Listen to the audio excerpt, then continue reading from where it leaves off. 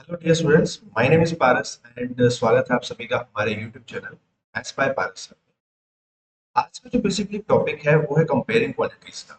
And ये एक ऐसा टॉपिक है जो कि आपको थ्रू आउट योर लाइफ बहुत ज्यादा काम आने वाला है, क्योंकि ये ऐसा टॉपिक है जिसमें आपको डेली लाइफ की चीजें जो है वो समझ में आएगी। जैसे कि आप अगर मान लीजिए शॉपिंग करने जाते हैं तो वहां पे जाके आपको जब डिस्काउंट मिलता है, आपको वहां पे कैलकुलेट करना पड़े तो कैसे करें, है ना। तो इस तरह के कुछ बेसिक बेसिक से जो रिक्वायरमेंट्स है वो हम इसमें सीखेंगे कि कंपेयरिंग क्वांटिटीज में बेसिकली होता क्या है एंड कंपेयरिंग क्वांटिटीज का टॉपिक की जरूरत भी क्या पड़ी। ठीक है, तो शुरू करते हैं हमारे लेक्चर के साथ, है ना। चलिए, तो कंपेयरिंग क्वांटिटीज में सबसे पहले तो हम ये समझते हैं कि क्वांटिटीज क्या होती है। तो पहली बात तो हम ये समझेंगे कि पहली बात हमारे ऑब्जेक्टिव क्या है इस लेक्चर को लेकर कि क्या क्या हमने चीजें समझनी है। तो फर्स्ट अप इज कि हम समझेंगे कि इसमें क्वांटिटीज क्या होती है।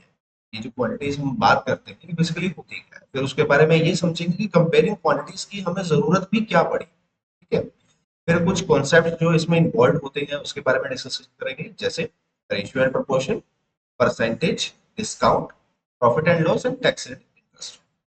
हमारी कोशिश ये रहेगी कि इस वीडियो में हम मैक्सिमम जितने कवर कर पाए वो कर लेंगे। हमारी कोशिश ये है कि हम प्रॉफिट एंड लॉस तक इस वीडियो में, ये वीडियो पार्ट 1 रहेगा बेटा। पार्ट 1 में हम इतना पार्ट जो है कवर अप कर लेंगे। कोशिश करते हैं कि सेकंड पार्ट में हम ये जो है टैक्स एंड इंटरेस्ट का पूरा टॉपिक कवर कर लेंगे। ठीक है, तो स्टार्ट करते हैं हमारे फर्स्ट टॉपिक की तरह, जिसमें हम क्या बात करते हैं कि क्वांटिटी क्या होती है। बेसिकली क्वांटिटी आप इन जनरल अगर आप बात करो तो अगर आप बाजार से कुछ सामान लेने जाते हो तो आप उसको क्या बोलते हो कि अगर आप मान लो सब्जी लेने गए, है ना। सब्जी लेने गए तो आप उसको क्या बोलोगे, भैया आप एक काम कीजिए, 1 किलो मुझे एप्पल दे दीजिए। उसका मतलब क्या है कि आप वहां पे क्वांटिटी की बात कर रहे हो। बेसिकली आप जो बात कर रहे हो मेजरमेंट की बात कर रहे हो कि मुझे कितनी क्वांटिटी चाहिए। बेसिकली वो क्वांटिटी क्वांटिटी क्या होती है, बेसिकली एक टाइप ऑफ मेजरमेंट होती है। टाइप ऑफ मेजरमेंट अब किसी भी तरह का हो सकता है। मान लीजिए लेंथ की बात करें, अगर आप कपड़ा लेने जा रहे हो, ठीक है, दर्जी से कपड़ा लेते हो जाके, तो वहां पे आप क्या बोलते हो, मुझे 2 मीटर कपड़ा दे दो, 3 मीटर कपड़ा दे दो, राइट। टाइम के बारे में अगर आप मेजरमेंट की बात करें तो टाइम क्या है, एक तरह से वो भी एक क्वांटिटी वाली ही है। ठीक है? तो वहां पे क्या होता है कि आप टाइम को देखते हो कि कितना टाइम हो चुका है, कितना टाइम अभी बचा है, कितना टाइम अभी आने वाला है ना। वेट के बारे में अगर आप डिस्कशन करोगे तो वेट के बारे में तो आप ये खुद से जान सकते हो कि अपना खुद का वजन क्या है, तो आपको वो क्या है, एक क्वांटिटी के बारे में बताता है कि आपका वेट क्या है। ठीक है, उसके बाद हाइट की बात करें तो हाइट भी बेसिकली आपकी क्या है कि आप कितने लंबे हैं, है ना। तो वो भी क्या है, एक तरह की क्वांटिटी ही है। उसी तरीके से अगर मैं ये आपको बोलूंगा कि 1 केजी एप्पल लेके आओ, ठीक है, तो 1 केजी एप्पल में मतलब ये जो एप्पल पड़े हुए हैं हमारे पास, ये अगर 1 केजी, उसका मतलब मैं किसकी बात कर रहा हूँ, ये केजी क्या है, 1 केजी क्या है, ये क्वांटिटी है बेटा। ये क्या है, क्वांटिटी। ठीक है, क्वांटिटी का मतलब जिस भी चीज को मैं मेजर कर सकता हूँ, मेजर कर सकता हूँ किसी भी पोर्शन में, ठीक है, तो वो क्या है, क्वांटिटीज है। जैसे कि मान लीजिए क्वांटिटीज के अदर एग्जांपल्स लें अगर, तो लीटर्स हो गए। आप दूध लेने जाओ या पानी लेने जाओ, बेसिकली जितनी भी लिक्विड चीजें हैं वो किसमें मेजर होती हैं, लीटर्स में। ठीक है, उसके बाद केजीज में आपका वेट आ जाता है। फिर हाइट आपकी आती है, हाइट या डिस्टेंस जिसको आप बोलते हो बेसिकली। जो डिस्टेंस वाली क्वांटिटी है वो बेसिकली किसमें मेजर की जाती है, मीटर में, सेंटीमीटर में, किलोमीटर में, है ना, ये इसमें की जाती है। ठीक है, और उसी तरीके से अगर आप बात करो फिर स्पीड की बात करें तो स्पीड भी एक क्या है, क्वांटिटी। स्पीड में कैसे मेजर करते हो आप, स्पीड को आप मेजर करते हो, अपनी स्पीड होता है डिस्टेंस अपॉन टाइम, है ना। डिस्टेंस अपॉन टाइम का मतलब क्या होता है, किलोमीटर पर आवर आप बोल सकते हो, मीटर पर सेकंड बोल सकते हो। ये भी बेसिकली क्या है, उनकी क्वांटिटीज ही होती है। तो अब समझते हैं, जब यहाँ पे हमें ये चीज समझ आ गई है कि क्वांटिटी क्या होती है, तो ये समझते हैं कि कंपेयरिंग क्वांटिटीज का क्या जरूरत पड़ा। ठीक है, तो कंपेयरिंग क्वांटिटीज में एक छोटी सी एग्जांपल लेते हैं कि हमारे पास एक दो लड़कियां हैं, रीता और अनु। दो लड़कियां हैं, रीता एंड अनु। उन दोनों के मार्क्स जो है वो किसी एक एग्जाम में, दोनों अलग अलग स्टैंडर्ड की हैं मान लीजिए, ठीक है, दोनों मान लेते हैं बहनें हैं और वो दोनों अलग अलग स्टैंडर्ड की हैं। तो वहां पे क्या होगा कि मान लेते हैं कि वो कहते हैं कि रीता कहती है कि मेरे ना 600 में से 450 नंबर आए। वहीं पे अनु कहती है कि मेरे पास 500 में से मेरे 425 नंबर आए। अब अगर मुझे ये देखना हो कि कौन इसमें से मैक्सिमम मार्क्स लेके आया है, तो मुझे कैसे पता चलेगा, हालांकि यहाँ पे नंबर को देखेंगे, ऊपर वाला नंबर जो है 450, ये वाला नंबर 425 है। अगर हमें कंपेयरिंग क्वांटिटीज के बारे में ना पता हो तो हम ये बोलते हैं कि यहाँ पे ऊपर, बेसिकली यहाँ पे भी हम कंपैरिजन ही करेंगे। कैसे करेंगे, कि 450 और 425 का ही अगर बात करें, अगर नीचे वाला एक बार छोड़ दे तो उसमें देखा जाए तो 450 नंबर ज्यादा हुए, है ना। बट यहाँ पे फर्क क्या है कि इसके जो 450 नंबर आए हैं वो किस में से आए हैं, 600 में से आए हैं। और इसके जो 425 नंबर आए हैं वो किस में से आए हैं, 500 में से आए हैं। तो आपको ये देखना है कि इन दोनों में से किसके नंबर ज्यादा होंगे। बेसिकली वो कैसे मेजर करते हैं, कुछ हमारे पास उसके कॉन्सेप्ट इन्वॉल्व है। जैसे इसमें हमारे पास क्या कॉन्सेप्ट इन्वॉल्व होगा, परसेंटेज का इन्वॉल्व होगा। इसमें हम परसेंटेज के बारे में बात करेंगे कि बेसिकली अगर मैं ये परसेंटेज में देखूं, ठीक है, तो उस हिसाब से ये जो नंबर्स है वो रीता के ज्यादा है या फिर अनु के ज्यादा है। और कंपेयरिंग क्वांटिटीज का जरूरत हमें डेली लाइफ में कैसे पड़ता है उसके बारे में डिस्कशन करते हैं पहले। मान लीजिए आप जब शॉपिंग करने जाते हैं या फिर आप मान लीजिए सब्जी भी लेने जाते हैं। सब्जी लेने का एग्जांपल मैं बार बार इस चैप्टर में इसीलिए लूंगा क्योंकि आप तो डेली लाइफ में ये चीज करते हैं, ठीक है। कपड़े लेने जाते हो वो आप डेली नहीं करते, वो आप थ्रू आउट कभी कभी ओकेजनली करते हो, राइट। तो एक चीज को समझते हैं कि कंपेयरिंग क्वांटिटीज में अगर हम डेली के डेली अगर हम सब्जियां वगैरह लेने जाते हैं या कुछ भी लेने जाते हैं तो हम क्या करते हैं, बाजार में जाएंगे। मान लीजिए एक रेडी वाले के पास, एक जो सब्जी वाले के पास क्या है कि एक उसने सेब लगा रहा है वो 200 रुपए की। दूसरी हम शॉपकीपर के पास गए, उसने बोला कि मेरे पास है 180 रुपए की। तीसरे वाले के पास है 160 रुपए की। अब तीनों के पास है तो एप्पल ही, है तो एप्पल ही। और वो क्या क्या रेट पे है, 200 रुपए पर केजी। एक के पास है 150 रुपए मान लो केजी, ठीक है, 150 रुपए पर केजी। तीसरे वाले के पास मान लेते हैं कि 180 रुपए पर केजी, 180 रुपए पर केजी, ठीक है। अब हम ये बात करते हैं कि अगर मेरे पास तीन डिफरेंट डिफरेंट वैल्यूज के, मेरे पास क्या है, तीन डिफरेंट डिफरेंट वैल्यूज की क्वांटिटीज के मेरे पास क्या है, अलग अलग सेब पड़े। अब क्या करना है मुझे, सबसे पहले तो ये कंपैरिजन किया हमने सबसे पहले कि मुझे सस्ता किसमें पड़ रहा है। सस्ता पड़ रहा है मुझे 150 रुपए। तो ये बेसिकली कहां से पता चला, कंपेयर करके। कंपेयर कैसे किया कि इनमें से ये देखा कि सबसे छोटी वैल्यू किसकी है तो वो मतलब मेरे लिए सस्ती वैल्यू है ना। बट अब इसके बाद हम क्या कंपेयर करेंगे, ये कंपेयर करेंगे कि कौन सी क्वांटिटी, जो बेसिकली कौन से रेट वाला जो एप्पल है वो बढ़िया है ना। हम जब बाजार में जाएंगे, जब हम सब्जी वगैरह लेने जाते हैं, जब हम एप्पल मान लो खरीदने जाते हैं, ठीक है, तो फ्रूट वगैरह खरीदेंगे तो उसमें हम क्या देखेंगे कि फ्रूट कितना फ्रेश है। अगर जितना फ्रेश होगा वो उतना महंगा भी होता है, राइट। आजकल की जनरेशन में, आजकल के टाइम पे हम यही देखते हैं कि जितना ज्यादा चीज फ्रेश होती है उतनी ज्यादा महंगी भी कहते हैं, है ना। तो दूसरी चीज वहीं पे अगर हम बात करें कि अगर 150 रुपए वाला पर केजी वाला एप्पल जो है वो थोड़ा सा गला सड़ा भी मिलेगा, तो हमारी कोशिश क्या होगी कि मैं बढ़िया एप्पल भी ले आऊं और मेरा खर्चा भी ज्यादा। तो उसमें फिर एक बीच में क्वांटिटी आ गई 180 रुपए केजी वाली, जिसमें कि ना तो हमारे ज्यादा पैसे भी लग रहे हैं, मेरी बचत भी होती है, और बट एप्पल्स भी जो है वो ठीक ठाक मिल जाते हैं। तो हमारी कोशिश क्या रहेगी, फिर हम 180 रुपए केजी वाला ही एप्पल ले आएंगे, इन केस अगर वहां पे 180 रुपए केजी वाला एप्पल जिस हिसाब से हम सिनेरियो लेके चल रहे हैं वैसा ही है, ठीक है। तो यहाँ पे हमने क्या किया, कंपेयर किया कि कौन सी क्वांटिटी का, कौन सी बेसिकली क्वालिटी का एप्पल जो है बढ़िया है, उसका रेट क्या है, उसकी क्वांटिटी जो है वो क्या है, वो हमने क्या किया, कंपेयर किया, ठीक है। तो कंपैरिजन जो होता है वो बेसिकली हर तरीके से हो सकता है, आपकी उसकी क्वालिटी के बेस पे, उसकी क्वांटिटी के बेस पे। जो हमारा टॉपिक है वो उसमें हम डिस्कस करेंगे उसी क्वांटिटी के बेस के ऊपर, हम टॉपिक्स के ऊपर डिस्कशन करेंगे, राइट। तो जो फर्स्ट, वेरी फर्स्ट जो टॉपिक है जो इसमें इन्वॉल्व है इस पूरे कंपेयरिंग क्वांटिटीज के टॉपिक में, उसका नाम है रेशियो। जो रेशियो टॉपिक है बेटा, वो क्या चीज है, रेशियो क्या होती है, बेसिकली कंपैरिजन होता है दो सिमिलर क्वांटिटीज के बीच में।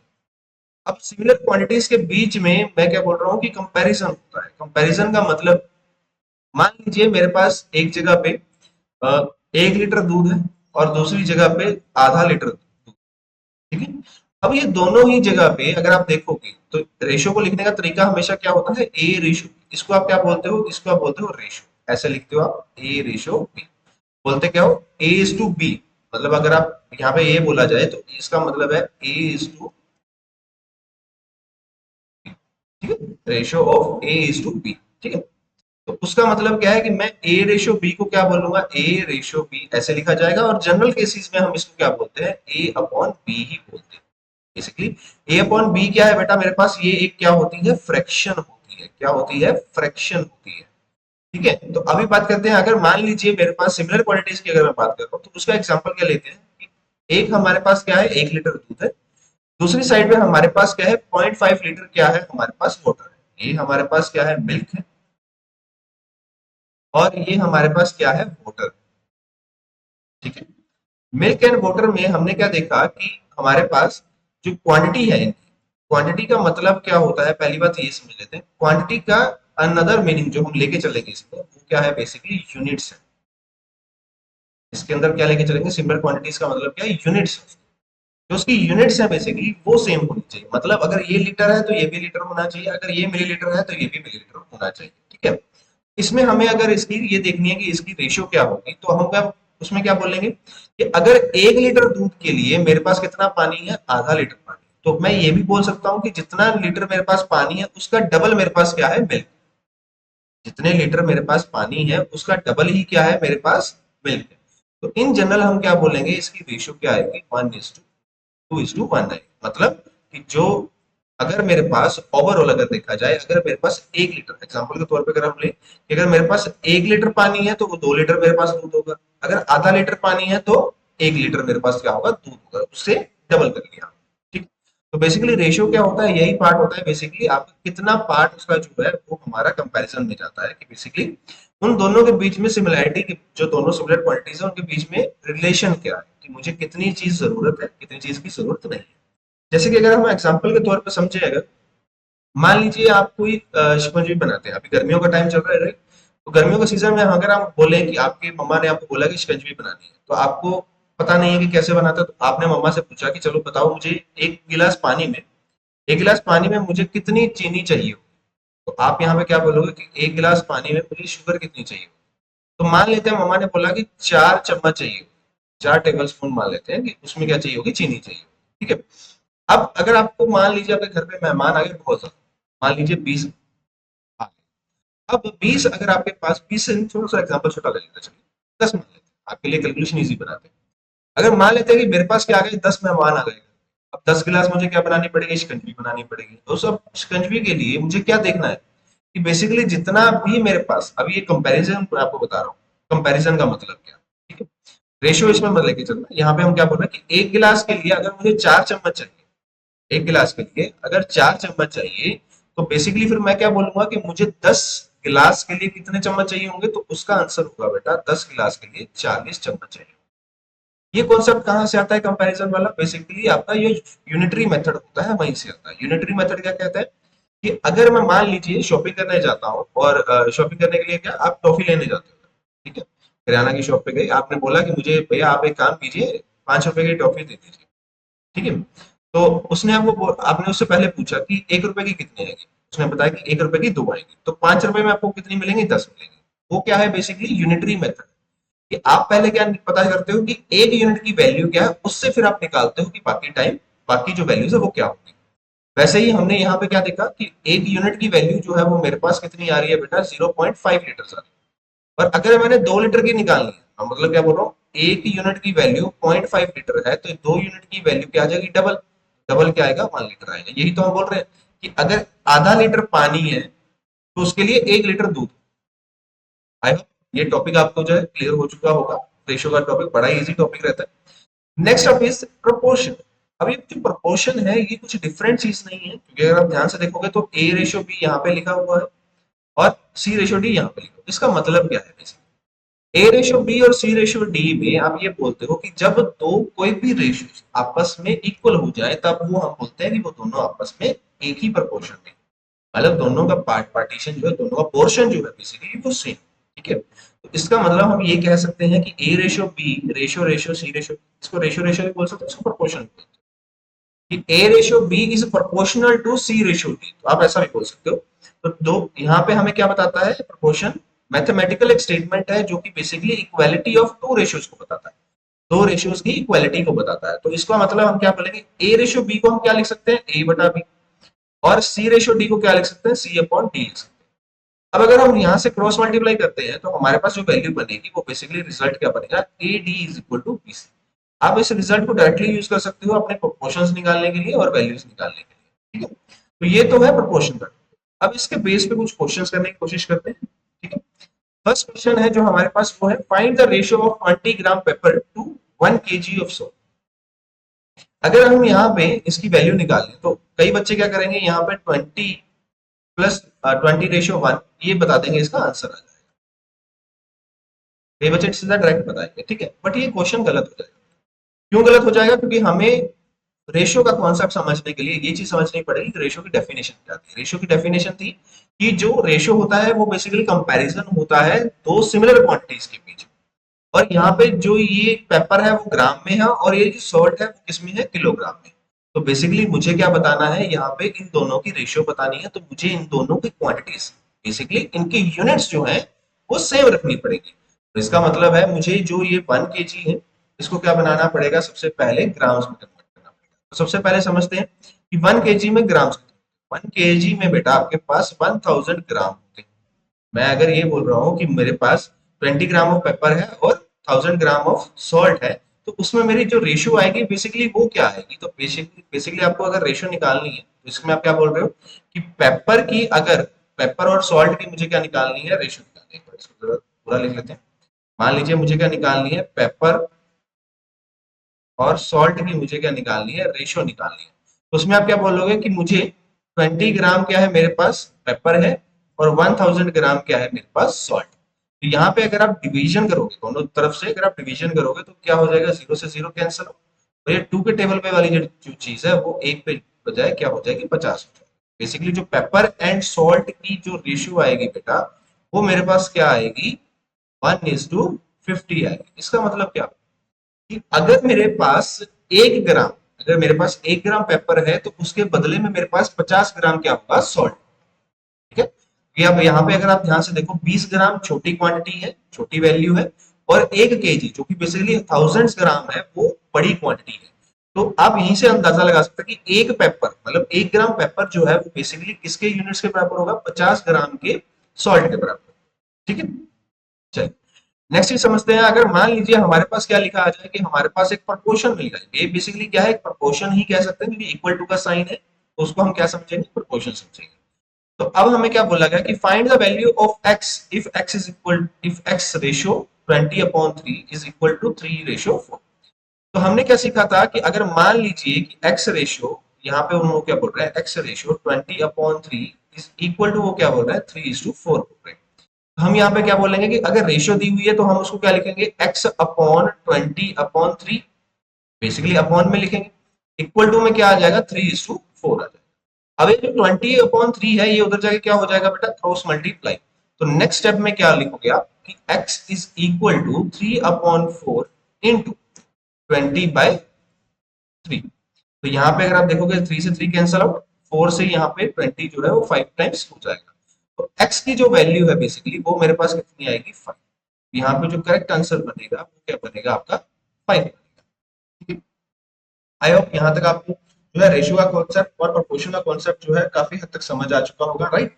चलिए तो नेक्स्ट बढ़ते हैं इसी के एक सिमिलर टॉपिक के साथ, मतलब इसी के मतलब एक अलग क्वेश्चन के साथ, जिसमें आपको ये समझना होगा कि हम रेशियोज को और कैसे यूज कर सकते हैं। ठीक है, जैसे कि अभी इस क्वेश्चन में अगर हम बात करें तो उसमें क्या बता रहा है कि Ravi bought saplings of mango trees and orange trees in the ratio of 6:4 to plant in his orchid. If there are total of 350 saplings, then what is the number of mango saplings and orange saplings? तो मतलब क्या कहना चाह रहे हैं कि रवि मान लीजिए बाजार गया कुछ सैपलिंग्स खरीदने के लिए, कुछ पनीरियां खरीदने के लिए, मैंगो ट्री की और ऑरेंज ट्री की। तो उसने क्या किया कि उसने 6:4 पर को खरीदा। 6:4 को पहली बार समझते हैं क्या, ये जो 6:4 है बेसिकली बच्चे, उसका मतलब है कि मैं अगर टोटल, अगर मैं बात करूं टोटल, अगर मैं 10 प्लांट लेके आया हूँ, टोटल अगर मैं 10 सैपलिंग लेके आया हूँ, 10 पनीरिया लेके आया हूँ, तो उसमें जो 6 सैपलिंग्स हैं वो मेरे पास किसके हैं, मैंगो ट्री के हैं, और 4 सैपलिंग किसके हैं, ऑरेंज ट्री के। अब मैंने क्या क्या बोला कि अगर मैं टोटल जो है वो 10 लेके आऊँ, 10 कहां से आया बेटा, कि अगर 6 और 4 को अगर हम मान लें कि एक इतनी ही लेके आया हूँ, 6 और 4 यूनिट ही मैं लेके आया हूँ, तो उसका मतलब क्या है कि मैं 6+4 टोटल कितने यूनिट्स हो गए, मेरे पास 10 यूनिट्स हो गए। मैं 10 यूनिट्स लेके आया जिसमें से 6 यूनिट्स मेरे मैंगो ट्रीज के हैं और 4 मेरे पास क्या है, ऑरेंज ट्री। ठीक है, तो हम क्या करते हैं, सबसे पहले ये मान लेते हैं कि let mango tree, number of mango trees की बात कर लेते हैं, number of mango, number let number of mango trees जो है बेटा वो आपके पास क्या है, 6 यूनिट्स। अगर 6:4 है तो उसका मतलब क्या, 6 यूनिट्स है आपके पास। और नंबर ऑफ ऑरेंज ट्रीज क्या है, ऑरेंज ट्रीज की अगर बात करें तो वो कितनी है, 4 यूनिट्स। तो अगर हम अभी टोटल की बात करें तो टोटल मेरे पास कितने हो गए 10 यूनिट्स। बट हमें क्या दिया हुआ है, उन्होंने बोला if there are total of 350 saplings, मतलब जो है अकॉर्डिंग टू क्वेश्चन अगर हम बात करें तो जो ये 10 यूनिट्स हैं ये बेसिकली किसके बराबर आएंगे, 350 के बराबर आएंगे, नंबर ऑफ जितने भी मेरे पास है। तो एक यूनिट की वैल्यू हम यहाँ से निकाल सकते हैं। यूनिटरी मेथड क्या बोलता है कि 10 अगर यूनिट्स की वैल्यू 350 है तो 10 से दोनों साइड डिवाइड करेंगे तो हमारे पास क्या आएगा, 35 क्या आ जाएगा मेरे पास, नंबर ऑफ सैपलिंग्स आ जाएंगे। 35 क्या आ जाएंगे, नंबर ऑफ सैपलिंग्स आ जाएंगे। तो इसका मतलब क्या हुआ कि एक यूनिट में मेरे पास कितने सैपलिंग्स आएंगे, नंबर ऑफ सैपलिंग्स 35 आएंगे। तो अगर मैं वहीं पे नंबर ऑफ फिर मैंगो ट्रीज की बात करूं तो नंबर ऑफ मैंगो ट्रीज की अगर मैं बात करूं तो उसमें क्या होगा बेटा, मैंगो ट्रीज हमारे पास कितने यूनिट हैं, 6 यूनिट। उसमें कितने सैपलिंग आएंगे हर एक यूनिट में, 35। तो ये टोटल होकर कितना हो जाएगा, मल्टीप्लाई करके 210 सैपलिंग्स हो जाएंगे किसके, मैंगो ट्री के। सिमिलर केस में अगर हम बात करें नंबर ऑफ आपके ऑरेंज ट्री थे, यस, आपके ऑरेंज ट्रीज की अगर हम बात करें नंबर ऑफ ऑरेंज ट्रीज में वो कितने यूनिट्स थे, 4। हमने यहाँ पे क्या लिखा है, 4 यूनिट लिखा है। तो 4 × 35 करेंगे अगर हम, तो क्या होगा हमारे पास, 120 और 20 आपका आ जाएगा 140। तो टोटल हमारे पास फिर भी अगर आप प्लस करोगे तो कितना बनेगा बेटा, इन दोनों का टोटल करके भी देखोगे तो क्या बनेगा, 350 सैपलिंग्स ही बनेगा। तो बेसिकली हमारे पास अगर मैं 350 सैपलिंग्स इन टोटल लेके आया हूं तो उसमें से 210 मेरे पास क्या है, मैंगो ट्रीज के सैपलिंग है, और 140 क्या है, ऑरेंज ट्री के सैपलिंग। आई होप ये आपको समझ आ चुका होगा। यहाँ पे क्या है, बेसिकली आपको यही फंडा करना था कि जो 6 और 4 है वो आपको ये मान के चलना था कि सबसे पहले तो एक चीज का हमेशा ध्यान रखिएगा बेटा कि यहाँ पे जिसकी बात पहले की गई है रेशियो में भी उसी को पहले रखना है। मतलब कि अगर मैंगो ट्रीज की बात पहले की गई है तो मैंगो ट्रीज को हमने 6 यूनिट दिया, ऑरेंज ट्रीज की बात बाद में की गई है तो ऑरेंज ट्रीज को हमने 4 यूनिट दिया। ठीक है, तो हमने क्या माना कि नंबर ऑफ मैंगो ट्रीज मेरे पास कितने हैं, 6 यूनिट, तो नंबर ऑफ ऑरेंज ट्री कितने हैं, 4 यूनिट। तो टोटल मेरे पास कितने हो गए, 10 यूनिट्स हो गए। दोनों का टोटल किया 6 + 4 को तो कितना हो जाएगा, 10 यूनिट्स हो जाएगा। अब अकॉर्डिंग टू क्वेश्चन हमें क्या बोला गया, अगर यहाँ पे 350 सैपलिंग्स होते, मतलब टोटल मेरे पास कितने सैपलिंग्स होते, 350, तो 10 यूनिट की वैल्यू किसके बराबर आती है, 350 के, तो एक यूनिट की वैल्यू किसके बराबर आती है, 35, क्योंकि 10 से दोनों साइड डिवाइड किया। ठीक है, यहाँ पे अगर मैं लिख लेते हैं, साइड पे मैं लिख लेता हूँ divided by 10 on both sides. ठीक है, divided by 10 on both sides, तो हमारे पास एक यूनिट की वैल्यू क्या आ गई, 35, नंबर ऑफ सैपलिंग्स आ गए। तो नंबर ऑफ मैंगो ट्रीज कितने होंगे, 6 × 35 which is equal to 210 saplings. और अगर वहीं पे मैं बात करूं ऑरेंज ट्रीज की तो वो क्या होंगे, 4 × 35 which is equal to 140 saplings. तो टोटल हमारा फिर से वही रहेगा, 350 सैपलिंग्स रहेगा। आई होप ये क्वेश्चन जो है आपको बड़े अच्छे से क्लियर हो चुका होगा।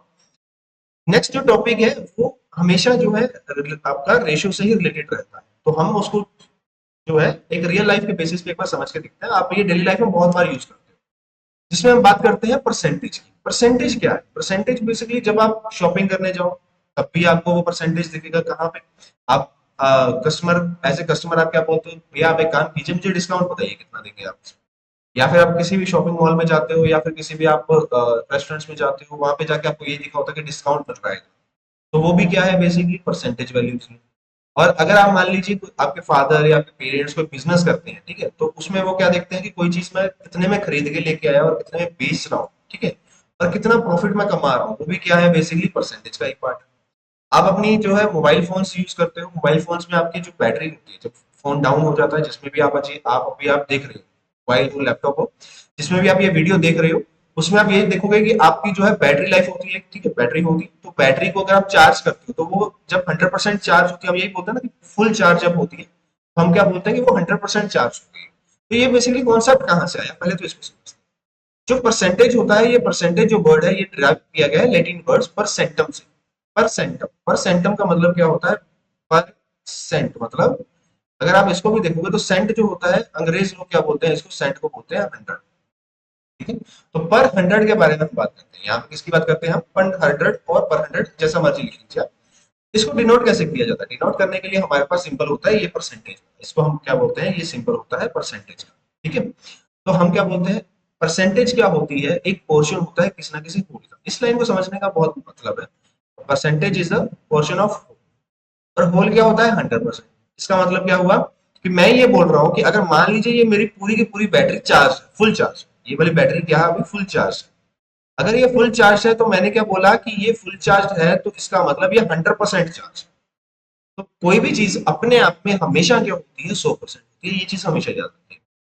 कोई भी वस्तु, कोई भी चीज अपने आप में हमेशा क्या होती है 100% होती है। जैसे कि आपका मान लीजिए फोन जो है, या फिर आप जो लैपटॉप यूज कर रहे हो अभी, वो आपके हाथ में जो है, वो ऐसा तो नहीं है कि हाफ आपके हाथ में, आप हाफ आपके पेरेंट्स में हाथ हाथ में है, या फिर हाफ अभी आपके हाथ में है और हाफ आपने काट के उसको अपने ब्रदर या सिस्टर को पकड़ाया हुआ है। ऐसा तो पॉसिबल नहीं है। इन जनरल हम क्या बोलते हैं, कोई भी वस्तु, कोई भी चीज जो है, कोई भी ऑब्जेक्ट जो है, वो अपने आप में तो हमेशा क्या होगा 100% होगा। आप अपने आप में आप खुद 100% ही रहोगे, है ना। तो उसमें क्या बोलेंगे कि अगर 100% की अगर हम बात करें तो पूरी की पूरी चार्ज जब बैटरी होती है तो वो 100% चार्ज होती है। अगर मैं मान लो यहाँ पे बोलूँ कि ये 100% ना होके यहाँ पे 50% चार्ज, तो उसका मतलब क्या हुआ, हाफ चार्ज हुई। मैं अगर बोलूँ कि कई बार हम क्या बोलते हैं कि हमारी बैटरी हाफ चार्ज हुई है, अभी आधी चार्ज हुई, तो उसका मतलब क्या है कि मैंने 50% चार्ज किया। तो वो ये हाफ और 50% का लॉजिक कहाँ से है, वो आया बेटा इस लाइन से, कि जो परसेंटेज होती है वो बेसिकली क्या होती है, पोर्शन होती है एक होल का। होल का मतलब 100% का मतलब कि अगर मैं 100 पूरा नंबर लेके चलूं, पूरा का पूरा 100 एक मेरे पास क्या है, एक वैल्यू है, उसका अगर मैं पोर्शन निकालू, पोर्शन होता है बेसिकली आपको फ्रैक्शन वैल्यू। पोर्शन का मतलब होता है फ्रैक्शन वैल्यू। जैसे कि आप अगर आप बोलो, अगर आपके पास एक पिज्जा है, घर पे आप पिज्जा मंगवाते हो, उसके आपके पास 4 पीस है, पिज्जा मेनिया का आपने पिज्जा मंगवाया, ठीक है, उसमें टोटल कितने पीस है, 4 पीस। अगर मान लीजिए मुझे एक पीस की जरूरत है, एक पीस मैंने खाना है, तो एक पीस मैं खाऊंगा कितने में से, 4 पीस। तो ये बेसिकली क्या है, उसका पोर्शन है, मैंने कितना पोर्शन खाया है, 1/4। अगर टोटल मेरे पास 4 पीस थे तो उसमें से मैंने कितना पोर्शन खाया है, मैंने कितना पार्ट खाया है, 1 पार्ट खाया है। तो यहाँ पे भी अगर हम बात करें कि अगर वो बोल रहे हैं कि हाफ फुल है, मतलब कई बार हम ऐसा भी बोल सकते हैं, कई बार आपने ये भी वर्ड टर्म सुनी होगी कि जो ग्लास है वो हाफ फुल है, ठीक है, तो उसका मतलब है कि वो आधा भरा हुआ है। तो मतलब क्या है कि मेरे पास आधे का मतलब क्या होता है कि 1/2। जब हम इसको कैंसल आउट करेंगे तो ये बेसिकली क्या बनाएगा 50, और 50 को हम क्या लिखेंगे, परसेंटेज में लिखेंगे। तो ये होता है बेसिकली परसेंटेज का कॉन्सेप्ट। परसेंटेज जनरली क्या होता है, बेसिकली फ्रैक्शन वैल्यू होती है 100 का, फ्रैक्शन वैल्यू होती है 100 का। तो हम क्या लिखेंगे, it is the fraction of, it is the fraction value of 100, ठीक है। जो परसेंटेज होता है वो बेसिकली क्या होता है, परसेंटेज वैल्यू होता है 100। तो हमारी ये जो वैल्यू है वो कितनी बनेगी, 50% बनेगी। अगर हम 1/4 की निकाले बेटा, तो ये जो 1/4 है ये बेसिकली क्या है, मेरे 100 का वो कितने परसेंट बनेगा, तो 100 को अगर आप 4 से डिवाइड करोगे तो कितना आंसर आएगा, 20। तो बेसिकली मेरा आंसर क्या बनेगा, 25%। ये बेसिकली क्या बता रहा है मुझे कि मैंने अगर पिज्जा मंगवाया घर पे, तो उसमें मैंने अगर एक पीस खाया तो मैंने टोटल पिज्जा का कितना परसेंटेज खा लिया, तो 25% खा लिया। ओके, आई होप ये जो कॉन्सेप्ट है वो आसानी से आपको क्लियर हो चुका होगा। नेक्स्ट ऑफ इज जो इसी बेसिस पे हमारे पास क्वेश्चंस आते हैं, बेसिकली किस तरह के क्वेश्चंस आते हैं कि मान लीजिए एक पार्क में आपके पास 25 बच्चे हैं, ठीक है, आप लोग 25 बच्चे खेल रहे हो, और उस 25 बच्चों में से 12 जो है वो लड़कियां हैं। तो आपको ये बताना है कि कितने परसेंट जो है बच्चे वो लड़कियां हैं, परसेंटेज में भी बताना है। तो बेसिकली मुझे क्या बताना है, फ्रैक्शन में बताना है।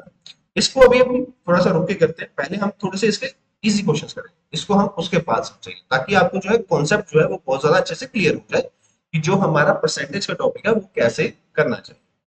अच्छा, आप लोग ये चीज हमेशा ध्यान रखिएगा कि परसेंटेज और रेशियो चैप्टर ये बहुत ज्यादा इंपॉर्टेंट है। फिर चाहे वो आपकी 8th क्लास है, चाहे वो 7th क्लास है, चाहे वो 9th क्लास है, कोई भी क्लास के लिए आप देखो, तो वो जो आपका चैप्टर है रेशियो एंड प्रोपोर्शन प्लस आपका परसेंटेज चैप्टर, ये बहुत ज्यादा मोस्ट इंपोर्टेंट चैप्टर्स है। इनका आगे जाके कॉम्पिटिटिव एग्जाम्स में भी बहुत ज्यादा काम देखने को मिलेगा। तो रेशियो एंड प्रोपोर्शन को आप जितना अच्छे से समझ पाए उतना बेटर है, ठीक है, जितनी ज्यादा मैक्सिमम प्रैक्टिस कर पाए उतना बेटर, उतना ज्यादा आपको इसकी नॉलेज गेन, ठीक है। तो अभी जो फर्स्ट क्वेश्चन है परसेंटेज का, उसके बारे में समझते हैं क्या बोलना चाहते हैं। वो कहते हैं कि what is the value of 3:4 in percentage. 3:4 की मुझे परसेंटेज बतानी है, तो 3:4 में अगर आप बोलोगे तो 3:4 को हम क्या लिखते हैं, 3/4। अब क्योंकि हम ये बोलते हैं कि 3:4 में हम ये बोलते हैं कि जो बेसिकली जो परसेंटेज होता है वो क्या होता है, परसेंटेज इज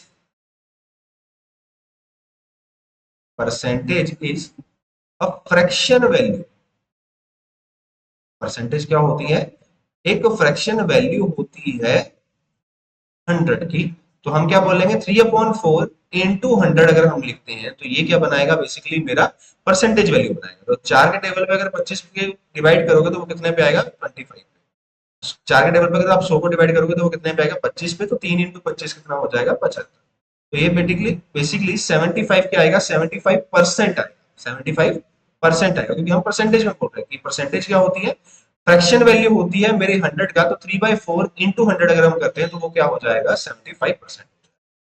सिमिलर केस में अगर हम बात करें, एक क्वेश्चन हमारे पास ये भी है कि find the value of x if 62% is equal to x ratio 50। तो ये बेसिकली क्या होता है, इसमें आप ये चीज को समझिए। अगर मैंने ये बोल रहा हूँ कि परसेंटेज निकालनी है, अगर हम ऐसा समझे परसेंटेज निकालनी है, तो बेसिकली मुझे क्या देखना है कि उसको 100 से मल्टीप्लाई करना है उस फ्रैक्शन। अगर मुझे मान लीजिए कि परसेंटेज से फ्रैक्शन में आना है, तो बेसिकली आप क्या लिखोगे कि 75/100 लिखोगे। ये क्या कर रहे हैं हम, परसेंटेज से आप इसमें आ रहे हो, परसेंटेज टू फ्रैक्शन में आ रहे हो। परसेंटेज से फ्रैक्शन में आने के लिए आप क्या करते हो, 75/100 करते हो, परसेंटेज हटाते हो, नीचे क्या लिखते हो, 100 लिखते हो। तो ये क्यों लिखा, क्योंकि 75% हमने अभी थोड़ी देर पहले क्या डिस्कस किया था कि जो बेसिकली परसेंटेज होता है वो पोर्शन होता है पूरे के पूरे होल का। तो हमने 75% का बताया, तो मतलब उसका क्या है कि पूरे के पूरे 100% में से 75 जो है वो मेरे पास क्या है, वैल्यू है। मतलब उसका इतना पोर्शन मेरे पास है, 100 में से 75 मेरे पास है। तो उसका मतलब ये हुआ कि 100 में से 75 अगर ऊपर ले लो, जैसे हमने वहां पे फ्रैक्शन में किया था, अगर आपको याद होगा, ये जो हमारा टॉपिक था यहाँ पे, हमने यहाँ पे क्या डिस्कस किया था, अगर मैं पूरा पिज्जा एक मंगवाता हूँ, ठीक है, जिसमें क्या है, पिज्जा मेरी है कि 4 पीस होते हैं, अगर उसमें से मैं एक पीस खाना चाहता हूँ, बेसिकली मैंने क्या लिखा था यहाँ पे, 4 टोटल है, उसमें से मैंने एक पीस खाना है, तो मेरे पास क्या बना था, उसका फ्रैक्शन बना। सेम केस यहाँ पे, उसका पोर्शन कैसे बनेगा, अगर टोटल मेरे पास 100 है, क्योंकि कोई भी चीज अपने आप में कितनी होती है, 100 होती है, उसमें से मेरे पास कितना है, तो मेरे पास है कितना, 75 पोर्शन है उसका। ठीक है, तो बेसिकली इसको फ्रैक्शन में लिखने के लिए फिर क्या लिखोगे, 75/100 लिखोगे, परसेंटेज हटाते हैं तो नीचे क्या लिखते हैं, 100 लिखते हैं। तो 25 के टेबल पे अगर आप दोनों को काटोगे तो क्या मिलेगा, फिर से 3/4 ही। ओके, तो ये क्या आ जाएगी, सेम वैल्यू आएगी। तो उसी अकॉर्डिंग यहाँ पे भी अगर हम बात करें तो 62% को क्या लिखोगे आप, 62/100 लिखोगे, which is equal to x/50, is equal to x/50। अब अगर आप यहाँ पे देखो क्रॉस मल्टीप्लाई कर सकते हैं, 50 को अगर हम यहाँ पे लाके मल्टीप्लाई कर देंगे तो वैल्यू क्या बनेगी, 62/100 इंटू 50 इक्वल टू क्या आ जाएगा, x। अब 50 के टेबल पे ये जो 100 है वो कितने पे आता है, और 2 के टेबल पे ये 62 कितने पे आता है, 31 पे। तो दिस इंप्लाइज जो हमारे पास x की वैल्यू होगी बेटा, वो कितनी आ जाएगी, 31 आ जाएगी। अब यहाँ पे कुछ भी यूनिट्स नहीं है, तो यहाँ पे भी आप कुछ भी यूनिट्स नहीं लिखोगे, आप नॉर्मली यहाँ पे लिख सकते हो कि कितना यूनिट्स है, 31 यूनिट्स। ठीक है, कुछ भी ना लिखा हो तो 31 यूनिट्स भी लिखोगे तो भी ठीक है, अगर नहीं भी लिखोगे तो भी ठीक है, बढ़िया चलता है। ठीक है, बट जनरल केसेस में अगर आप यूनिट्स लिखोगे तो आपका ही फायदा होता है बेटा, आपका कहीं भी कोई एग्जामिनर आपके जो है नंबर्स वहां से डिडक्ट नहीं करता। ठीक है, चलिए अब आते हैं हमारे उस क्वेश्चन की तरफ जो हमने वहां पे पिक्चर में देखा था, जिसमें हमारे पास क्या सिनेरियो बना के दिया था कि अगर मान लीजिए एक पूरी क्लास के अंदर मतलब एक आप पार्क में गए, वहां पे क्या है, 25 बच्चे। ठीक है, जैसे कि मान लीजिए अगर आपकी मान लीजिए क्लास में 40 की या 50 की, जितने भी, आप उसमें से भी एक चीज ट्राई कीजिएगा, आप उसमें से भी परसेंटेज निकालने की कोशिश करिए। ये आपके लिए होमवर्क रहेगा, और वो आपने मुझे कमेंट सेक्शन में जरूर बताना है कि आपकी क्लास में टोटल कितने बच्चे हैं। ठीक है, उसमें से कितनी लड़कियां हैं, और परसेंटेज ऑफ बॉयज कितने हैं, और परसेंटेज ऑफ गर्ल्स। ठीक है, ये आपने चीज का ध्यान देना, आपने कमेंट सेक्शन में मुझे क्या बताना है बेटा, कि आपकी क्लास में टोटल स्टूडेंट्स कितने हैं, उन टोटल स्टूडेंट्स में से लड़कियां कितनी हैं और लड़के कितने हैं। और फिर आपने मुझे ये कमेंट करके साथ में ही बताना है उसी में कि आपके पास परसेंटेज ऑफ बॉयज कितने हैं और परसेंटेज ऑफ गर्ल्स कितने। आई होप आप सभी को होमवर्क क्लियर होगा, राइट। चलिए, तो इस पे अभी बात करते हैं क्वेश्चन के ऊपर। तो हमने क्या बोला कि अगर एक पार्क के अंदर 25 चिल्ड्रन है, तो उसमें से 12 जो है वो क्या है, लड़कियां हैं। अब हमसे पूछा गया कि उसमें ये बताइए कि टोटल परसेंटेज क्या है लड़की। ठीक है, तो अभी हम क्या बोलते हैं कि अगर हमारे पास number of total number of childrens कितने हैं, टोटल नंबर ऑफ चिल्ड्रन हमें दिया हुआ है वो कितने हैं, 25। ठीक है, तो नंबर ऑफ गर्ल्स कितनी दी हुई है, हमारे पास नंबर ऑफ गर्ल्स दी हुई है हमारे पास 12। ठीक है, तो हमसे पूछा गया कि जो percentage of, can you tell me what percentage of childrens are girls, कितने परसेंटेज किसकी है, चिल्ड्रन की कितनी परसेंटेज जो है वो गर्ल्स है। तो हमें परसेंटेज किसकी पूछी गई है, गर्ल्स की पूछी गई है, किसके अकॉर्डिंग, चिल्ड्रन के अकॉर्डिंग। तो जिसके अकॉर्डिंग पूछी जाए बच्चे, उसको हमेशा क्या लिखते हो आप, एज ए होल नीचे लिखते हो। ठीक है, कि 25 में से मुझे देखना है कि 12 जो है वो कितने परसेंट, तो आप क्या बताओगे कि यहाँ पे परसेंटेज ऑफ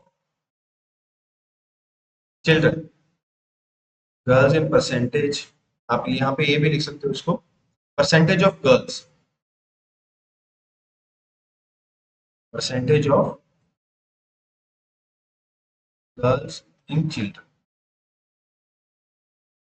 ठीक है, तो इसमें आप क्या बता रहे हो कि कितने परसेंटेज जो है गर्ल्स का वो क्या है चिल्ड्रन में आता है। ठीक है, तो इसमें आप क्या लिखोगे, यहाँ पे आप लिखोगे number of girls, total number of girls upon total number of children, children. ठीक है, इनटू में क्या आ जाएगा, क्योंकि ये क्या बनेगा, एक फ्रैक्शन बनेगा, और फ्रैक्शन को अगर परसेंटेज में कन्वर्ट करना है तो इनटू क्या आ जाएगा, 100।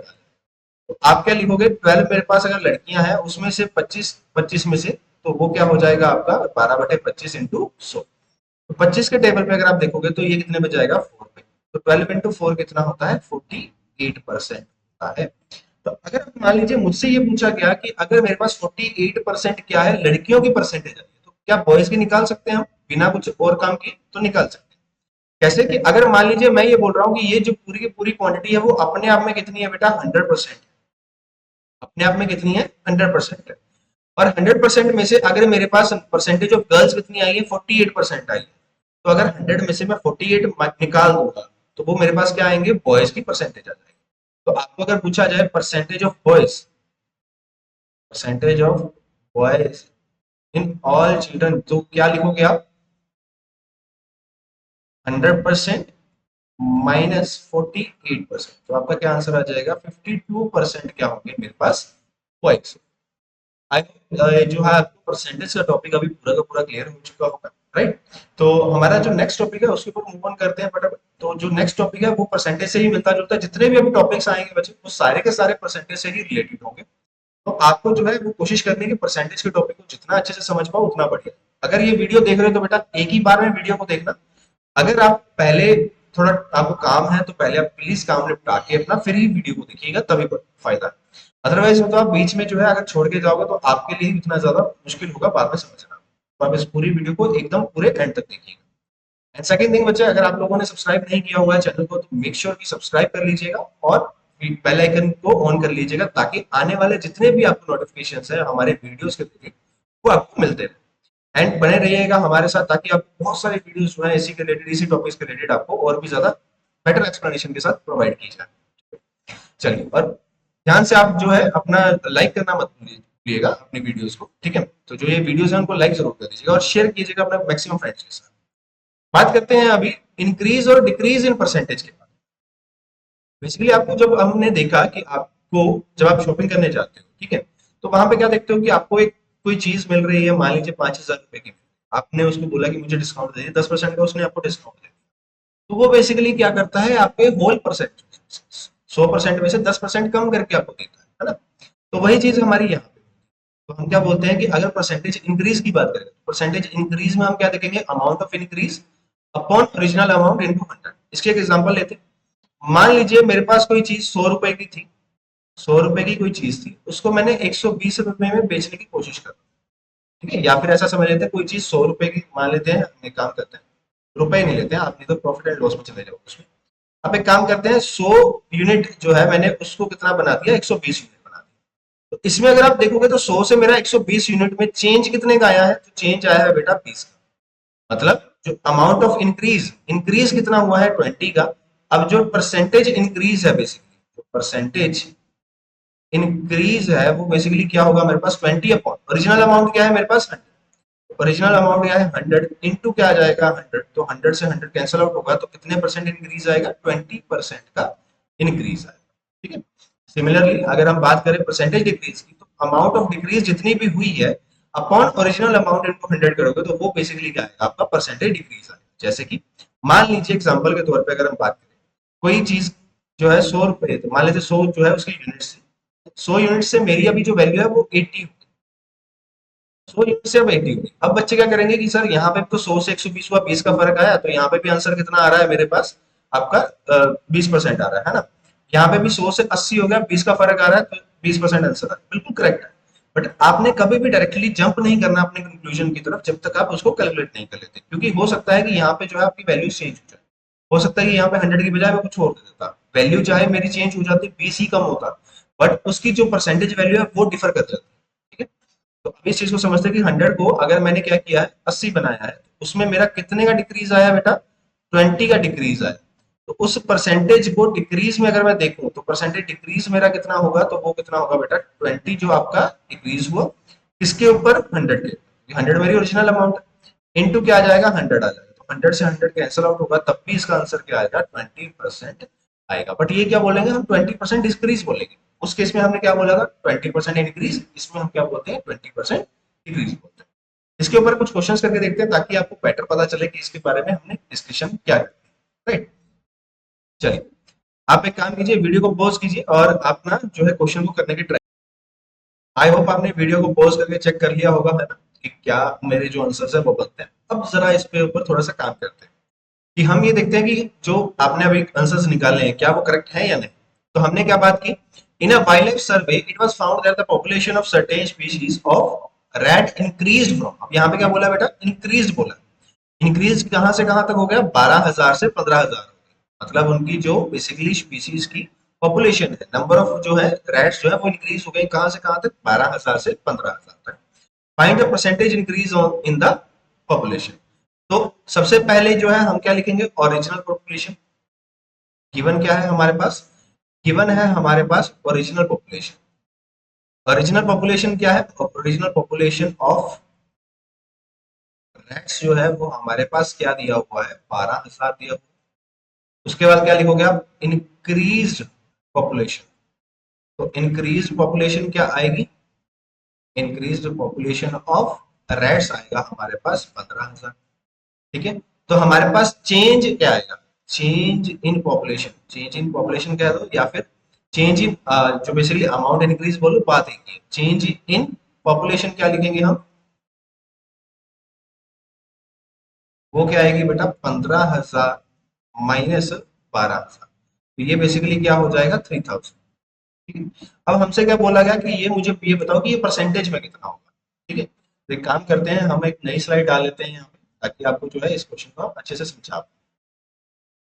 ठीक है, ठीक। हमने अभी अभी क्या देखा कि हमारे पास जो है ओरिजिनल जो पॉपुलेशन है वो कितनी दी हुई है हमें, 12,000 दी। ठीक है, और जो इंक्रीज पॉपुलेशन, इंक्रीज पॉपुलेशन है वो कितनी दी हुई है हमें, 15,000 दी हुई। तो चेंज इन पॉपुलेशन क्या आएगा मेरे पास, चेंज इन पॉपुलेशन की अगर हम बात करें तो वो बेसिकली क्या बनेगा 15,000 माइनस 12,000, तो टोटल चेंज कितना आया मेरा 3,000 का। अब मुझे क्या देखना है, परसेंटेज इंक्रीज देखना है, परसेंटेज इंक्रीज देखना है। तो उसके लिए आप क्या बोलोगे कि जो चेंज आया है, चेंज इन पॉपुलेशन, अब क्योंकि ज्यादा हुई है तो चेंज इन पॉपुलेशन लिख लेते हो, change in population upon original population, हमेशा ओरिजिनल वैल्यू ही, पुराने वाली वैल्यू ही आप यहाँ पे रखोगे अगर आपको परसेंटेज काउंट करनी है कि कितने का इंक्रीज हुआ है, तो इनटू क्या आ जाएगा 100। तो बेसिकली यहाँ पे फिर क्या लिखोगे आप 3,000 अपॉन 12,000 इंटू 30 से ये 30 कैंसिल हो जाएंगे, 3 अपॉन कितना, ये कितना चला जाएगा 4, तो 1/4 ऑफ 100। तो 1/4 पार्ट क्या होता है 100 का, 25 होता है। इसलिए आप यहाँ पे क्या करोगे 25 लिखोगे, तो यहाँ पे क्या आंसर आ जाएगा 25% इंक्रीज आ जाएगा। तो ये जो बेसिकली इंक्रीज हुआ है वो कितने का हुआ है बेटा, 25% का इंक्रीज हुआ है। राइट, चलिए नेक्स्ट क्वेश्चन, बिल्कुल इसी सिमिलर जैसा ही है, बस इसमें फर्क क्या है अभी कि हमें इस बार क्या हुआ है, परसेंटेज दी, परसेंटेज इंक्रीज कितनी हो गई है, 28% हो गई है। ठीक है, और आपसे क्या पूछा गया, ड्यू टू हिज मतलब हमारे पास क्या है, मनु की सैलरी पहले फर्स्ट मंथ की कितनी है 25,000 है, फिर उसके बाद बोलते हैं कि अगर मेरे पास उसकी परफॉर्मेंस अच्छी हो जाए, मान लीजिए आप कोई काम करते हो और आपकी परफॉर्मेंस अच्छी होगी तो आपके ग्रेड्स भी अच्छे जाएंगे, है ना? तो वो बेसिकली ग्रेड्स क्या होते हैं, इंक्रीज हो रहे हैं। तो आपका वही बात यहाँ पे कर रहे हैं कि अगर मनु की सैलरी जो है वो बेसिकली क्या थी, पहले 25,000 थी, और अभी उसके अच्छे गुड परफॉर्मेंस की वजह से, गुड परफॉर्मेंस की वजह से उसके अभी क्या हो गया, इंक्रीज हो गई सैलरी। तो कितनी इंक्रीज हुई है, 28% से increase। तो हमसे ये पूछा गया कि calculate Manuj salary for the second, हमें सेकंड मंथ की सैलरी निकालनी है। अब एक बार जरा इस चीज को समझते हैं कि पहली बात कि अगर मान लीजिए कोई चीज 100 रुपए की है, ठीक है, अगर मान लीजिए वो 100 रुपए की है, तो उसके ऊपर अगर मैं 20% इंक्रीज करता हूँ, तो 20% का इंक्रीज होगा तो बच्चे 100 का ही 20% निकालेंगे। तो वो 100 का 20% निकालने के लिए मैं क्या करूंगा कि 20/100 करूंगा, है ना। तो वो कितना आएगा, 20 ही आएगा। तो 20 अगर मैं इंक्रीज करता हूं तो वैल्यू क्या हो जाएगी, 120। तो ये बेसिकली क्या होता है कि आपके इंक्रीज वैल्यू को बनाने के लिए होता है। जब भी आपको परसेंटेज वैल्यूज दी होती है, कोई इंक्रीज है या डिक्रीज है, तो आपने क्या देखना है कि कोई चीज 100 रुपए की है, ठीक है, तो उसके ऊपर क्या इंक्रीज या डिक्रीज हो रहा है। अगर तो इंक्रीज हो रहा है 28% का, तो उसका मतलब क्या है कि 100 रुपए की चीज मेरे पास कितने की हो गई, 128 रुपए की, ठीक है। अगर मान लीजिए मैं यही बोलता कि 100 रुपए की चीज जो है वो उस पे 20 रुपए का 20% का डिक्रीज हुआ, तो 20% का डिक्रीज मतलब 100 रुपए की चीज है, मैं उसको कितने का डिक्रीज कर रहा हूँ, 20 का, तो वो कितनी हो जाएगी, 80 की। तो ये बेसिकली क्या होता है, इंक्रीज और डिक्रीज का फॉर्मूला, मतलब आपका मेथड होता है जब आप क्या बात करते हो, his salary was increased by और डिक्रीज्ड बाय कितनी भी परसेंटेज वैल्यू दी हो तब की बात करते हैं। तो अभी हमारे पास क्या आ गया कि मान लेते हैं ये 100 है और ये क्या है उसकी 128, ठीक है। तो हम क्या बोलेंगे अभी, इस क्वेश्चन को भी हमारे लिए हमें एक नई स्लाइड डाल लेनी चाहिए ताकि हम आपको अच्छे से इसको भी समझा पाए, है ना। चलिए, तो इसमें क्या कहते हैं कि वो शुरुआत में उसकी सैलरी जो थी वो थी 25,000, बढ़ के कितनी होगी, 28%। तो मान लेते हैं कि उसकी जो गिवन है, पहले तो सबसे पहले गिवन लिखते हैं। गिवन क्या है, गिवन है हमारे पास मनुज सैलरी फॉर फर्स्ट मंथ, है ना। सबसे पहले क्या है, मनुज सैलरी जो है फॉर फर्स्ट मंथ की बात करें, मनुज सैलरी फॉर फर्स्ट मंथ, वो मेरे पास क्या दी हुई है, 25,000 दी हुई है, ठीक है। 25,000 उसकी क्या दी हुई है, सैलरी मुझे दी हुई है। अब मैं क्या कहता हूं कि मान लेते हैं, लेट मनुज फर्स्ट मंथ सैलरी बी 100। सो मनुज सो मनुज सैलरी, अब हमारे पास क्या देखना है हमने, उसकी सैलरी जो है आफ्टर उसके बाद देखनी है। तो मनुज सैलरी, मनुज सेकंड सेकंड मंथ की सैलरी बात करते हैं, मनुज सेकंड मंथ सैलरी, मनुज सेकंड मंथ सैलरी भी 128। आप यहाँ पे ये भी लिख सकते हो अकॉर्डिंग टू क्वेश्चन, ये भी लिख सकते हो 100 की बजाय। अकॉर्डिंग टू क्वेश्चन जो है वो क्या है हमारे पास, मनु की सेकंड जो सैलरी है वो किसके बराबर आएगी, 128 के आएगी। तो हमने थोड़ी देर पहले एक कॉन्सेप्ट सीखा था यूनिटरी मेथड का। यूनिटरी मेथड में हम क्या बोलते हैं कि अगर मान लीजिए कि मेरे पास 5 रुपए में 10 टॉफी आती है, तो 1 रुपए में कितनी आएंगी, 2। और अगर 1 रुपए में 2 आते हैं तो 4 रुपए में हम निकाल सकते हैं वो कितनी आएंगी, 8। तो वही चीज हम यहाँ कि 100 यूनिट्स जो है, हमने यहाँ पे क्या बोला कि 100 यूनिट्स है, ठीक है, क्योंकि वो अपने आप में क्या है, 100% चीज होती। तो हमारे पास क्या होता है कि 100 यूनिट्स की वैल्यू जो है वो किसके बराबर दी हुई है, 25,000 के बराबर। तो 1 यूनिट की जो वैल्यू है बेटा वो कितनी आ जाएगी मेरे पास, 25,000/100। अगर मुझे यहाँ से कितनी निकालनी है, 128 यूनिट की वैल्यू निकालनी है, तो इसलिए मुझे दोनों साइड क्या करना पड़ेगा, मल्टीप्लाई करना। 25,000/100 इंटू क्या आ जाएगा, 128 आ जाएगा, इंटू क्या आ जाएगा, 128 आ जाएगा। तो यहाँ से आप क्या करोगे, जीरो से जीरो कैंसल आउट। अब मुझे क्या करना है, मल्टीप्लाई करना है। तो मल्टीप्लाई करने के लिए जब आप 250 को 128 से मल्टीप्लाई करोगे, तो आप ये भी कन्वर्ट कर सकते हो कि 250 जो बेसिकली होता है वो क्या होता है आपका, जो 250 होता है वो बेसिकली क्या होता है, 1000/4 ही होता है। तो आप इसको 250 को 1000/4 भी मान के चल सकते हो। तो उससे क्या होगा, 4 से अगर आप डिवाइड करोगे 128 को, तो उस पे जब डिवाइड करोगे तो आपके पास कितना आएगा, 32 आएगा। तो बेसिकली इसका जो आंसर बनेगा, नई जो आएगी वैल्यू वो क्या आएगी, 32 into 1000 कितना हो जाएगा, 32,000 हो जाएगा। इतना क्या आ जाएगा, उसका सेकंड मंथ की सैलरी आ जाएगी। ये क्या आएगी, मनु की, मनु सेकंड मंथ सैलरी आ जाएगी। अगर तो बेटा आप लोग ऐसे शॉर्ट ट्रिक सीखना चाहते हो कैलकुलेशन की, तो हमारा अभी जो है एक समर कैंप शुरू हो चुका है, होने वाला है 3 तारीख को, 3 जून को। तो अगर आपने रजिस्ट्रेशन उसके लिए नहीं करवाया है तो उसके लिए आप आ सकते हैं हमारे इंस्टीट्यूट के ऊपर, या फिर हमें जो है नीचे आपको वो दिख रही होगी स्लाइड्स, उसमें हमारा नंबर गिवन है, आप उस पर भी हमें कॉन्टेक्ट करके व्हाट्सएप मैसेज करके या फिर बात करके हमसे डिस्कशन कर सकते हैं हमारे समर कैंप के लिए, जिसमें हम यही चीज सिखाएंगे आपको बेसिकली जो कैलकुलेशन है वो आप कितनी जल्दी बना सकते हो, कितना जल्दी आप कर सकते हो कैलकुलेशन। ओके, तो हमारी और भी बहुत सारी वीडियोस जो है वो इस पे आती रहेंगी चैनल्स पे, तो आपको ताकि आपको अच्छे से अच्छे और ज्यादा वीडियोस में आपको मजा आए, है ना।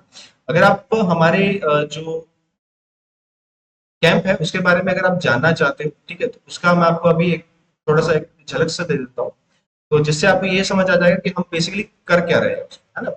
हम जो है इसमें अपना जो समर कैंप है उसमें क्या बता रहे हैं कि हम एक चीज करने वाले हैं इसमें कि यहाँ पे हमारे पास 6 to 7 ग्रेड के लिए हमारे पास क्या है, हमने ये समर कैंप लगाना है, जिसमें हमने इसकी जो है स्पीड मैथ्स और आपके पास जिसकी डिस्कशन करेंगे हम स्पीड मैथ्स प्लस हमारा क्या रहेगा, एक तो स्पीड मैथ रहेगा और दूसरा स्पोकन इंग्लिश का कोर्स रहेगा। एड्रेस हमारा है Trika coaching institute, street number 5, छोटी पौड़ी, नई आबादी, ऑपोजिट क्रांति आइसक्रीम आपको, ठीक है। तो ये आपका, चाहे इस नंबर पे आप कॉन्टेक्ट कर सकते हो, चाहे जो आपको स्क्रीन पे दिख रहा है बेटा आप उस नंबर पे भी कॉन्टेक्ट करके हमसे बात कर सकते हो।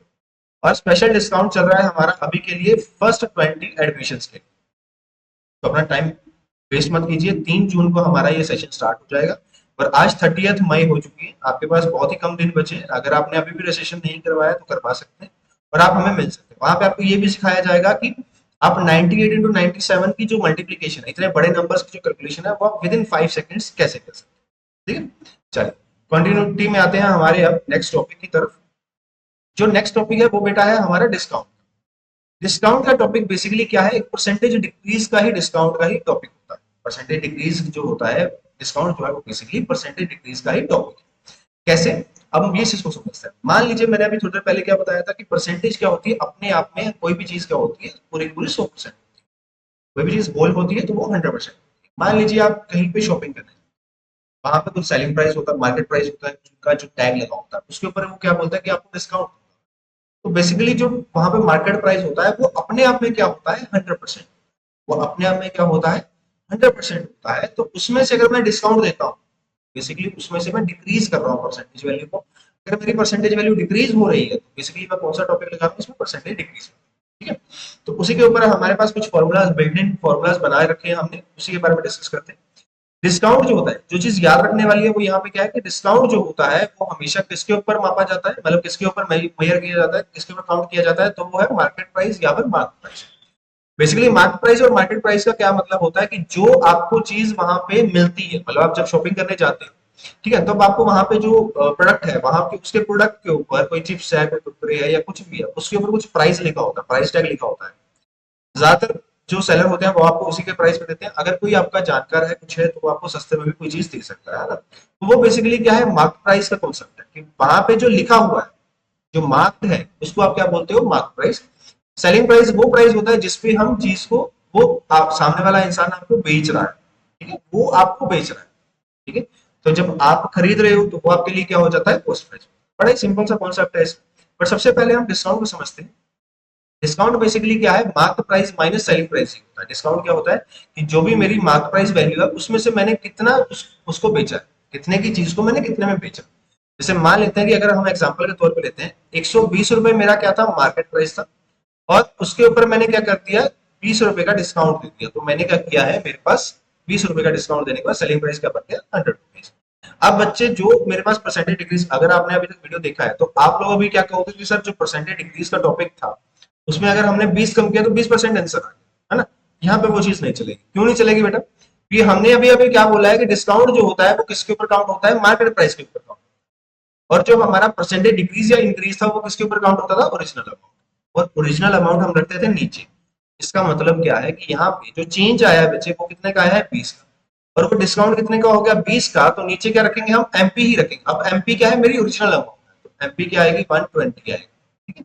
तो 120 के साथ अगर आप इसको कैंसिल आउट करोगे तो क्या हो जाएगा आपका, इंटू 100 आप कर देते हो अगर, तो ये क्या आ जाएगा, 1/6 आ जाएगा। ये बेसिकली 1/6 जो होता है इसको 16/3% होता है, ठीक है। तो आप यहाँ से डायरेक्ट भी लिख सकते हो, 1/6 क्या होता है, 16/3%। अदरवाइज इसको आप कैलकुलेट करके भी लिखोगे, तो आप कैलकुलेट करके लिखोगे तो 16.6666 आता जाएगा, ये परसेंटेज बनेगी, ठीक है। तो हमने क्या सीखा अभी अभी कि डिस्काउंट जो होता है वो बेसिकली क्या होता है, मार्केट प्राइस में से अगर हम सेलिंग प्राइस कम कर दे तो वो बेसिकली क्या है, डिस्काउंट। मतलब कि कितने की चीज थी, आपको उसने कितने में बेची, उस उतना का आपको मिल गया, डिस्काउंट मिल गया। मान लीजिए आप 5,000 रुपए की चीज थी, 500 रुपए उसने आपको क्या कर दिए, कम कर दिए। वो कम क्या है 500 रुपए, वो बेसिकली आपका डिस्काउंट है कि उसने आपको चीज कितने में बेची है, 4500 रुपए में बेची है, आपने कितने में खरीदी, आपने कितने में खरीदी है, वो 4500 रुपए। मतलब अगर 5000 रुपए की चीज है वो आपको कितने में दे रहा है, 4500 रुपए में, तो कितने का डिस्काउंट हुआ बच्चे, 500 रुपए का डिस्काउंट हुआ। किसके ऊपर, 5000 के ऊपर। तो अगर हम इसमें डिस्काउंट परसेंटेज निकालेंगे तो डिस्काउंट परसेंटेज कैसे आएगा, दो जीरो से दो जीरो कैंसिल, ये एक जीरो से एक जीरो कैंसिल, ये पांच जो है वो पांच पे कट जाएगा। तो बेसिकली कितना बना, 10% मेरा क्या बनेगा, टोटल डिस्काउंट बनेगा। अगर मान लीजिए 5000 की चीज है, उसके ऊपर आपको 500 रुपए क्या मिल रहा है, डिस्काउंट मिल रहा है, तो आपको कितने परसेंट का डिस्काउंट मिल रहा है, बेसिकली 10% का डिस्काउंट। आई होप यहाँ तक आपको जो है डिस्काउंट का टॉपिक जो है क्लियर हो चुका होगा। अभी हम डिस्कस करेंगे इसके ऊपर कुछ बनते हुए क्वेश्चंस, और वो क्वेश्चन से कहते हैं वो समझते हैं। पहले सबसे पहला क्वेश्चन जो है बड़ा ही सिंपल क्वेश्चन, क्या कहते हैं कि द market price of 1 kg apples in a supermarket is 170 rupees during the offer day, apples were sold to customers at a rate of 150 per kg, what is the percentage discount for 1 kg apple. तो यहाँ पे हम क्या बात करते हैं कि market price जो है, मार्केट प्राइस जो है वो 1 kg एप्पल का वो कितने रुपीस का है, 170 का है, और सेलिंग प्राइस उसका कितना बता रहे हैं हमें, 150 पर केजी बता रहे हैं। तो हम क्या बोलते हैं कि यहाँ पे अगर market price of 1 kg apple is equal to 170 रुपए। अब 170 रुपए क्या है, उसका मार्केट प्राइस है। सेलिंग प्राइस कितना दिया हुआ है हमें, selling price of 1 kg apple is equal to 150। तो डिस्काउंट इसमें कितना हो गया, डिस्काउंट मेरे पास आ गया बेटा, डिस्काउंट आ गया मेरे पास 170 माइनस 150, जो कि बेसिकली क्या होगा, 20। अब मुझे क्या निकालने को बोला, क्या मान लो डिस्काउंट परसेंटेज निकालने को। डिस्काउंट परसेंटेज के लिए मैं क्या बोलता हूँ, फॉर्मूला क्या कहता है हमारा, एमपी माइनस एसपी, मतलब जो भी डिस्काउंट है उसको लिखोगे आप, डिस्काउंट अपॉन एमपी। एमपी मेरे पास कितना आ रहा है बेटा, 170 आ रहा है, ठीक है। तो इनटू क्या आ जाएगा, 100 आ जाएगा। तो यहाँ से आप जीरो से जीरो काटोगे तो ये बेसिकली क्या बनेगा, 200 अपॉन 17 बनेगा, 200 अपॉन 17%। अब अगर आप 17 से डिवाइड करोगे तो इसकी प्रॉपर परसेंटेज वैल्यूज आपके पास पॉइंट्स डेसिमल्स में आ जाएंगे, ठीक है। नेक्स्ट क्वेश्चन है जो हमारा आज के दिन, आज की इस वीडियो के लिए लास्ट क्वेश्चन रहेगा। इसके बाद में जो भी टॉपिक्स हैं हम नेक्स्ट वीडियो में कवर करेंगे, ठीक है। तो ये लास्ट क्वेश्चन जो है वो अपनी फटाफट डिस्कस कर लेते हैं। इसमें क्या बोलता है कि एक गर्ल जो है वो एक शॉप पे जाती है और एक ड्रेस लेकर आती है, ठीक है। और उसने क्या देखा कि वहां पे उसको मिल रहा है 20% का डिस्काउंट। तो उसने कितना पे किया, she paid 1500 for the dress, calculate the market price of the dress. अब ये कॉन्सेप्ट जो सिमिलर है हमारा परसेंटेज के टॉपिक से, मतलब जो हमने डिस्कस किया था उसमें, जिसमें हमने परसेंटेज इंक्रीज और डिक्रीज बताया था कि 28% का इंक्रीज हुआ था, सेम कॉन्सेप्ट यहाँ पे। वो क्या कह रहा है कि अगर मुझे डिस्काउंट मिला, तो मान लेते हैं कि चीज पहले 100 रुपए की थी, उसके ऊपर मुझे 20% का डिस्काउंट मिला, तो चीज कितने की रह गई, 80 रुपए की रह गई। तो अगर 80 रुपए की चीज रह गई, अब मुझसे पूछा ये गया है कि आप मुझे ये बताइए कि बेसिकली उसने जो है मार्केट प्राइस कितने में, 80 रुपए की, 100 रुपए की चीज मैं 80 रुपए में खरीद के लेके आ रहा हूँ, और वो 80 रुपए की ही वैल्यू मुझे दी हुई है, 80 यूनिट की वैल्यू मुझे कितनी दी हुई है, 1500 दी हुई है, और मुझे कितने की निकालनी है, 100 की निकालनी है। तो इसको जरा हम प्रॉपर मैनर में एक बार लिख के देखते हैं कि क्या हमें बताया गया और क्या क्या हमें है। सबसे पहले हमारे पास गिवन क्या है वो देखते हैं। सबसे पहले आप हमेशा क्या लिखा करो, गिवन लिखा करो कि गिवन क्या है। गिवन है she paid 1500 for the dress. अगर उसने पे किए तो मतलब वो जो शॉपकीपर है उसके लिए तो वो क्या है, सेलिंग प्राइस है। मतलब जो ड्रेस का सेलिंग प्राइस है वो क्या है, selling price, SP of selling price of dress is equal to rupees 1500, ठीक है। मान लेते हैं लेट जो मार्क प्राइस है, let mark price of dress is equal to क्या आ जाएगा मेरे पास, 100 यूनिट्स आ जाएगा। अगर मैं मान लूं कि जो ड्रेस का प्राइस है वो 100 यूनिट्स है, एंड उसके बाद हमसे क्या पूछा गया, कि हमसे बोला गया कि उसका जो है सेलिंग प्राइस क्या होगा। हम उसका अगर सेलिंग प्राइस की बात करें, therefore selling price of dress after 20% discount, after 20% discount के बाद क्या हो जाएगी, 20% का इसका डिस्काउंट किया 100 का, तो 20 ही आएगा। तो 20 अगर मैं माइनस करूंगा तो वैल्यू क्या बचेगी मेरे पास, 80 यूनिट्स बचेगा, ठीक है। अब क्या बोलते हैं, according to question, according to question मुझे क्या बोला गया, 80 यूनिट्स की वैल्यू जो है मेरे पास वो कितनी है, 1500। अगर मुझे 80 यूनिट्स की वैल्यू 1500 है तो एक यूनिट की वैल्यू क्या आ जाएगी बेटा, 1500 बटे 80, और 100 यूनिट्स की वैल्यू क्या आ जाएगी, 1500 100 यूनिट्स की वैल्यू क्या आ जाएगी, 1500 बटे 80 गुना 100, गुना क्या आ जाएगा, 100 आ जाएगा। ठीक है, तो यहाँ पे आप क्या करोगे, जीरो से जीरो कैंसल आउट, और 8 के टेबल पे नहीं आप काटो, 4 के टेबल पे काट लो चाहे, या फिर 2 के टेबल पे काट लो। या फिर एक काम करते हैं, हम इसको कैलकुलेशन को और थोड़ा सा इजी बना देते हैं आपके लिए। जीरो को यहाँ से इस वाली जीरो से काटो, 4 के टेबल पे यहाँ पे क्या आ जाएगा, 2, 4 के टेबल पे यहाँ पे क्या आ जाएगा, 25, 2 के टेबल पे यहाँ पे 150 को काटोगे तो कितने पे जाएगा, 75। तो बेसिकली आपका जो आंसर आएगा बेटा वो क्या आएगा, 75 इंटू 25 आएगा। इसकी जो आप वैल्यू है वो उसके हिसाब से लिख सकते हो। 75 इंटू 25 अगर आप करना चाहते हो तो आप इसको फिर से वैसे 100/4 करके भी कर सकते हो, बट उसके बेसिस पे ये क्वेश्चन थोड़ा लेंथी कैलकुलेशन में चला जाएगा। तो आपको अगर टेबल्स आते हैं, ठीक है, तो 25 के टेबल के साथ आप इसको जो है बड़ी इजिली कर सकते हो। 25 इंटू 7 बेसिकली क्या होता है वो आपको पता होना चाहिए। 25 इंटू 7 क्या होता है, 175 होता है। ठीक है, कैसे मुझे पता चला। 25 इंटू 6 की बात करें तो 25 इंटू 6 होता है आपका 150, 150 में अगर आप 25 जोड़ोगे तो वो कितना हो जाएगा, 175। तो इसमें जो वैल्यू आएगी वो बेसिकली क्या आएगी मेरे पास, 1750 वो आ जाएगा पहले आपका 7 इंटू 25, प्लस उसमें क्या आ जाएगा, 5 इंटू 25 क्या आ जाएगा, 125। इसका जो करेक्ट आंसर बनेगा वो मेरे पास क्या बनेगा, 1875। इसका जो करेक्ट आंसर आएगा वो कितना आएगा, 1875 रुपए हमारा करेक्ट आंसर आएगा। आई आज का आपको जो है टॉपिक बिल्कुल क्लियर हो चुका होगा। अब तक का जो हमारा डिस्काउंट तक का टॉपिक था वो क्लियर हो चुका है, कवर हो चुका है। जो हमारा अभी इसमें टॉपिक्स बचे हुए हैं जो इसमें डिस्कस करने वाले हैं वो हम नेक्स्ट वीडियो में कवर अप कर लेंगे। हमारा इसमें अभी बचा हुआ है प्रॉफिट एंड लॉस का टॉपिक, और हमारा बचा हुआ है टैक्स एंड इंटरेस्ट। ठीक है, तो हम जो है इस टॉपिक को नेक्स्ट टॉपिक अपने नेक्स्ट लेक्चर में कंप्लीट कर लेंगे। तब तक के लिए आप अपना ध्यान रखिए और पढ़ाई करते रहिए, छुट्टियों का टाइम है और पढ़ते रहिएगा। और लास्ट में जाने से पहले फिर से एक बार मैं आपको दोबारा बता दूं कि हमारा जो है अभी समर कैंप शुरू हो रहा है, वो हो रहा है 3 जून 2024 की हम बात कर रहे हैं अभी। तो 3 जून को हमारा जो है समर कैंप शुरू हो रहा है, और उसमें जो है हमारा स्पेशल डिस्काउंट चल रहा है पहली 20 एडमिशन के लिए। जो हमारा समर कैंप है वो इसी वेन्यू पे रहेगा, सीट नंबर 5, छोटी पौड़ी नई आबादी। तो अगर आप इस समर कैंप में ज्वाइन होना चाहते हैं तो आप हमारे मोबाइल नंबर जो है 9653149667 पे आप कॉल करके पूछ सकते हैं, या फिर जो आपको स्क्रीन पे डिस्प्ले में आपके हमारे पास हमारे नंबर्स आ रहे हैं वहां पे भी आप हमारे साथ इसके ऊपर बातचीत कर सकते हैं। ठीक है, आई होप जो है आपको जितने भी आज का हमारा लेक्चर था वो बड़े अच्छे से समझ आ गया होगा, आपका जो टॉपिक्स है वो बड़े अच्छे से क्लियर भी हो चुके होंगे।